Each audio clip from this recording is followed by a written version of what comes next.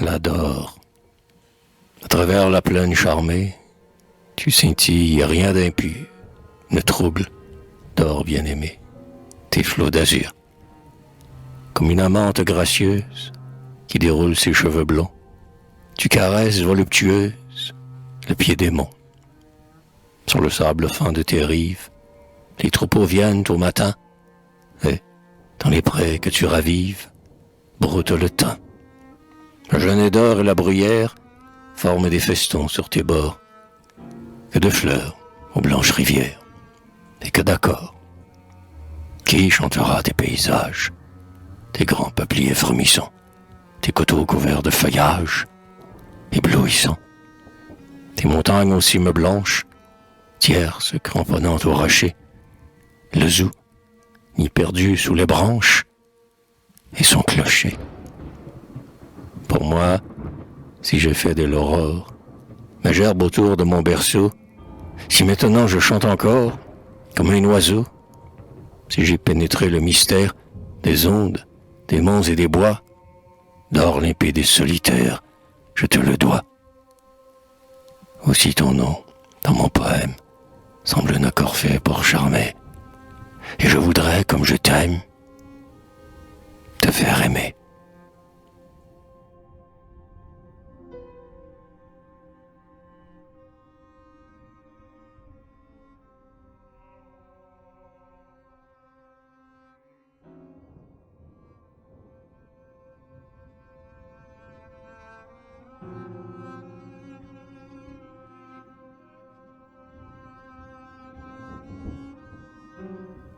Ballade des grillons.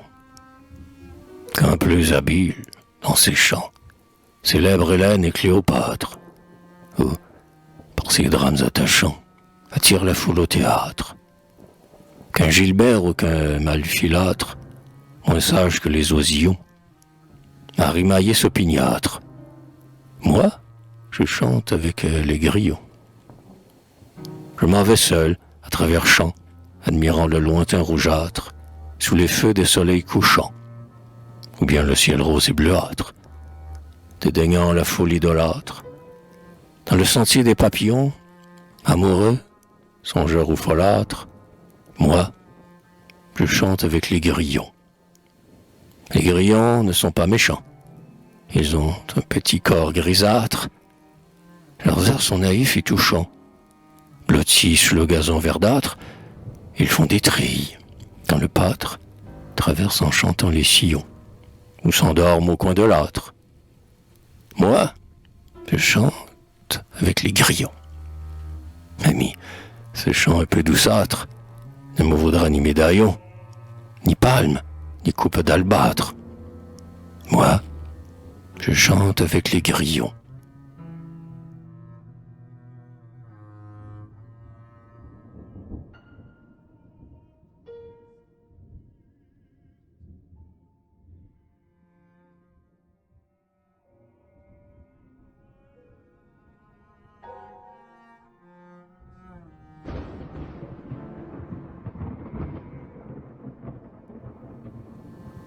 La préférée.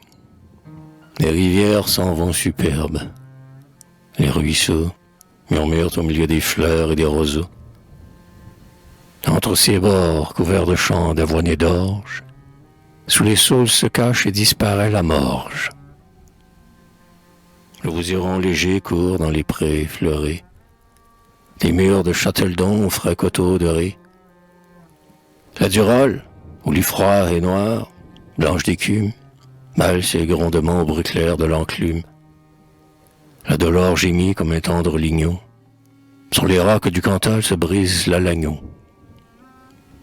Rivière aux bords heureux, dont plus d'une est jalouse, parmi les moissons d'or passe en riant la Couse. Ainsi qu'un fleuve grec aimé d'Anacréon, où lave de Roya bondit le Scatéon. La Dordogne entraînant les rochers qu'elle roule, mugit dans les ravins ombreux de la Bourboule. Large et profond avec tes bancs de sable, alliés, fleuve de mon pays, je ne puis t'oublier. Mais celle qui m'est chère et dont je rêve encore, c'est la rivière calme aux flots bleus. C'est la d'or,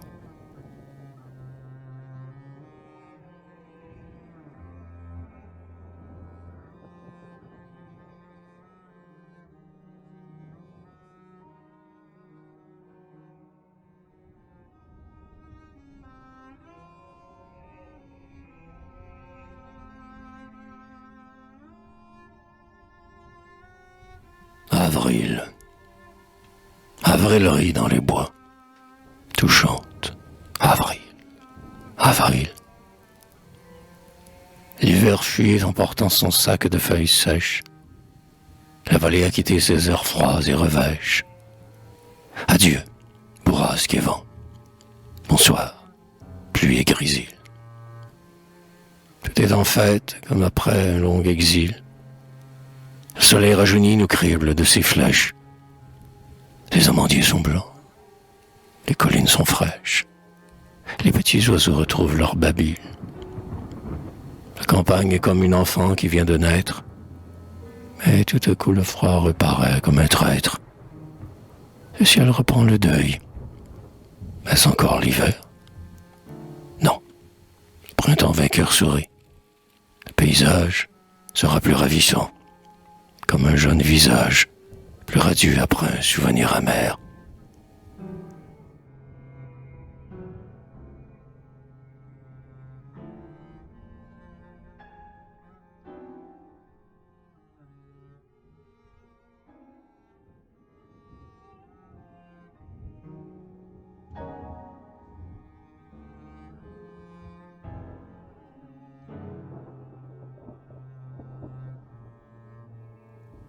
Le pont de Dore. La rivière est jolie et claire. Sur son lit, de petits cailloux blancs que son onde polie. Sous les arches du pont, elle coule jaseuse et s'amusant, avec une allure joyeuse, à dessiner des trois îlots de sable fin. Ses bords sont gais et frais. La bruyère et le thym y forment des tapis où dorment les bergères, tandis que leur troupeau, à travers les fougères, anime le pré vert de tons jaunes et roux. Ça et là, des bouquets de saules et de houx, quelques touffes de joncs, des genêts, des genièvres, des bouleaux. Ça et là, des moutons et des chèvres, paissant ou s'enfuyant sous l'aboiement des chiens. Sur le bord du chemin où des bohémiens campent, on voit fumer un feu de branches sèches. Des paysans, avec leurs serpes ou leurs bêches, suivent la route blanche et traversent le pont. Ces quatre arches de pierre éclatent sur le fond, bleuâtre et violet des montagnes prochaines. Devant nous, au-dessus des ormes et des chênes, tiers dans l'ombre appareil semble se pencher, comme un guetteur gaulois à l'angle du rocher. Cependant, à nos pieds, la plaine s'illumine. Sous les derniers rayons du soleil qui décline, la rivière se rit au doux frisson du soir. Mais comme une petite ouvrière, au teint noir, court vers sa grande sœur élégante et parée. La Durolle, à travers la plaine d'y après, vive et précipitée en conservant toujours, comme un reflet des rocs entrevus dans son cours, et même en plein soleil glacé et sombre encore, mêle son nom de noir au flot clair de la Dore.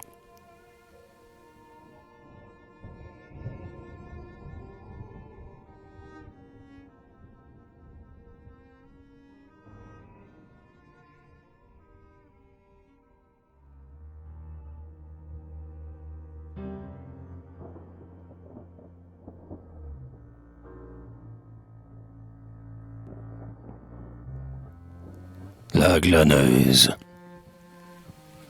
Je cheminais dans un sentier qui serpente à l'ombre des chênes. Seul, oubliant le monde entier, je cheminais dans un sentier. Les eaux chantaient dans l'églantier et volaient aux sources prochaines. Je cheminais dans un sentier qui serpente à l'ombre des chênes. Soudain, le long du verre taillis, parut une belle glaneuse. Les champs furent éblouis. Soudain, le long du verre taillis. Elle allait portant ses épis en longues gerbes lumineuses. Soudain, le long du verre taillis, parut une belle glaneuse. Le soleil dardait ses rayons. Il brûlait son col et sa bouche. Sur sa poitrine et ses haillons, le soleil dardait ses rayons. C'était la reine des sillons, superbe, naïve et farouche. Le soleil dardait ses rayons et brûlait son col et sa bouche. Quand elle passa près de moi, Je dis « Bonsoir, mademoiselle », éprouvé comme un vague effroi quand elle passa près de moi. Mais simplement et sans émoi. « Bonsoir, monsieur », répondit-elle. Quand elle passa près de moi, je dis « Bonsoir, mademoiselle ». Elle marchait sans se hâter, de ses pieds nus courbant les herbes. Ne songeant pas à m'éviter, elle marchait sans se hâter. Qui donc eût osé l'arrêter, cette glaneuse aux airs superbes? Elle marchait sans se hâter, de ses pieds nus courbant les herbes. Je me retournai cependant, et je la vis parmi les branches, un bras levé, l'autre pendant. Je me retournai cependant. Elle allait sous le ciel ardent, robuste et droite sur ses hanches. Je me retournai cependant, et je la vis parmi les branches. Longtemps, je la suivis des yeux, se perdant là-bas, sous les chênes. Ravi, mais presque soucieux. Longtemps, je la suivis des yeux. L'oiseau triste et silencieux avait fui les sources prochaines. Longtemps, je la suivis des yeux, se perdant là-bas, sous les chênes.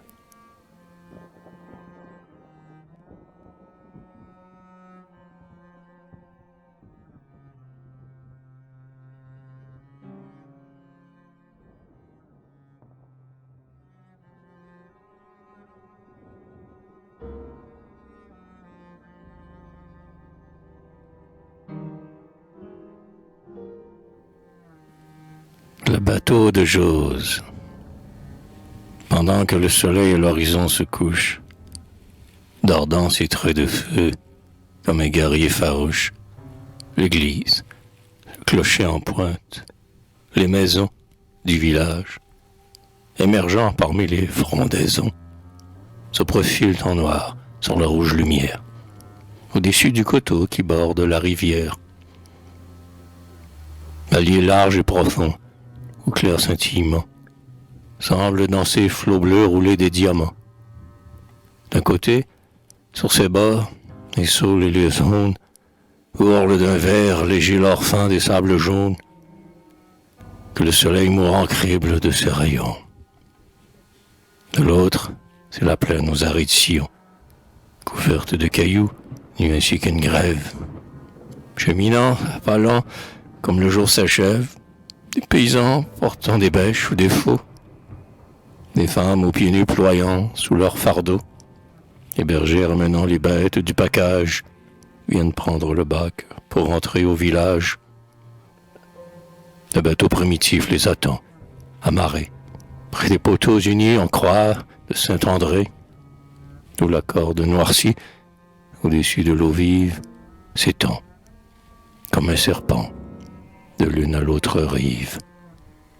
Un mât grossier se dresse au flanc du lourd bateau.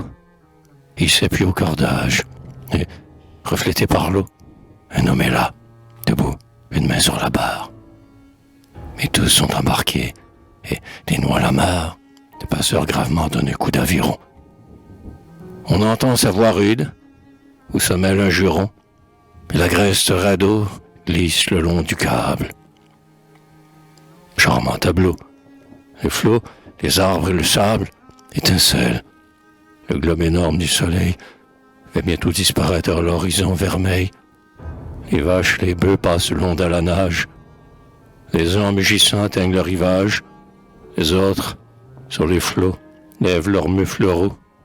Et, du bord, les bergers leur lancent des cailloux.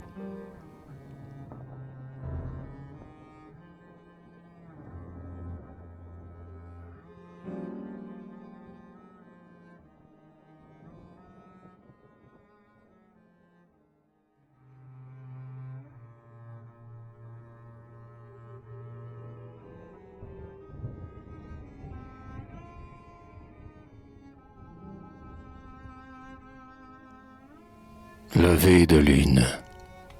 Arrêtons-nous devant le bloc de margarine.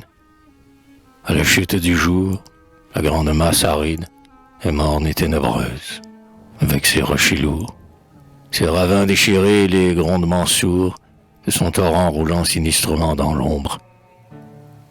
Pas une étoile au ciel. Le paysage est sombre, et le profil des monts s'estompe vaguement. Soudain, une lueur, comme un commencement d'incendie, apparaît au-dessus de la crête de la haute montagne. On distingue l'arête qui se détache en noir sur la pâle clarté. Un nuage qui passe est d'opale teinté.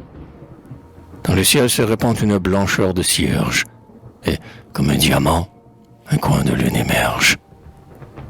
Il grandit, et semble s'accrocher pour sortir de la nuit aux pointes du rocher. Il grandit, et bientôt la lune tout entière, blanche comme une hostie faite de lumière, se dresse sur le roc, gigantesque ostensoir. Alors, le bloc affreux, monstre rugueux et noir, de fins rayons d'argent voit son ombre égayée. De purs et doux reflets glissent dans le feuillet, éclairent la ravine, et, frôlant les buissons, font saillir les murs blancs et le toit des maisons. Tandis que, lentement, dans le ciel taciturne, monte et s'épanouit la grande fleur nocturne.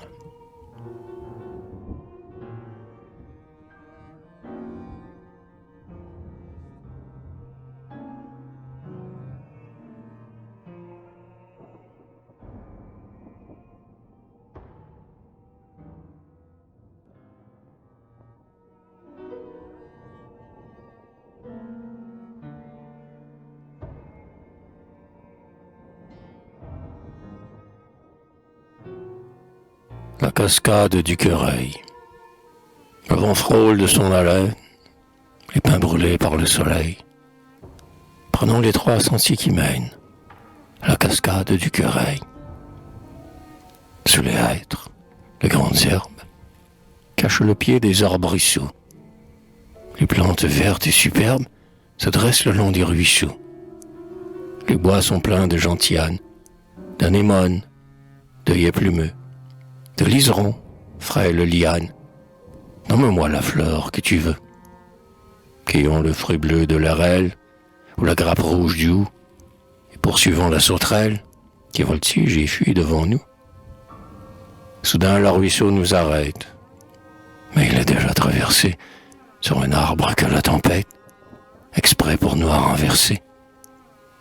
Nous voilà devant la cascade, charmante près des rochers lourds.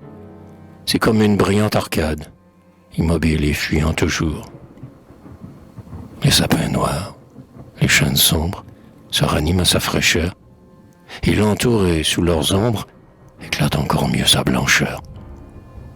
La naïade en riant se cache. Elle chante avec les oiseaux, oubliant sa robe sans tache qui s'envole au-dessus des eaux. Allons plus près, sur l'herbe humide, en suivant les petits sentiers. Prends ma main pour que je te guide entre l'onde et les noisetiers. Avance encore et suis ma trace. De l'eau vive on peut approcher. Pénétrons dans l'étroit espace entre la nappe et le rocher. Comme on est bien sous cette voûte, on voit le ciel pur à travers, les fleurs, les rochers que veloutent la mousse et les grands arbres verts. Chaque petite gouttelette brille comme un fin diamant sur ta robe et sur ta voilette. Je te regarde tendrement. Comme une fleur sous la rosée, tes joues au gracieux contour s'épanouit fraîche et rosée. Sais-tu que je t'aime d'amour?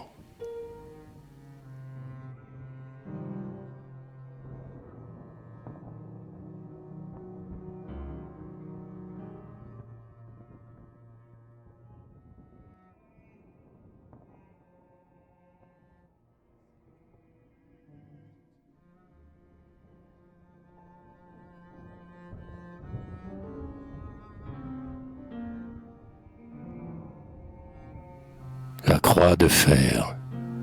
Sur le sommet d'un roc dominant le chemin que borde la bruyère aux reflets de carmin. Un soir, je regardais la joyeuse vallée. Au loin, vers l'horizon, la chaîne un peu voilée, des dômes. Puis, la plaine au tapis bigarré, fait de moissons, de bois, de sainfoin et de prés.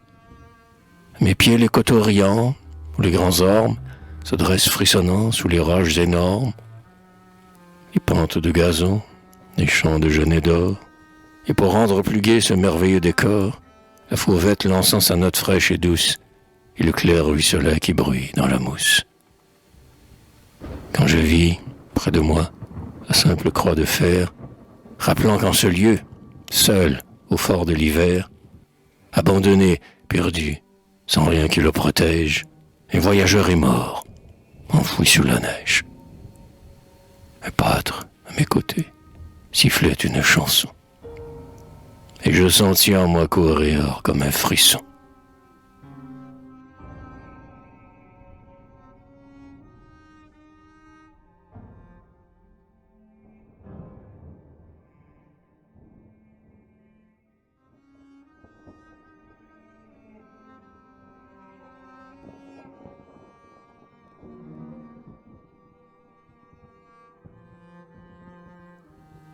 Le Sancy, tu portes radieux dans l'azur, ô Sancy, ta cime dominant les cimes des monts d'or, où quelques points de neige étincellent encore, et le soleil joyeux luit dans l'air adouci.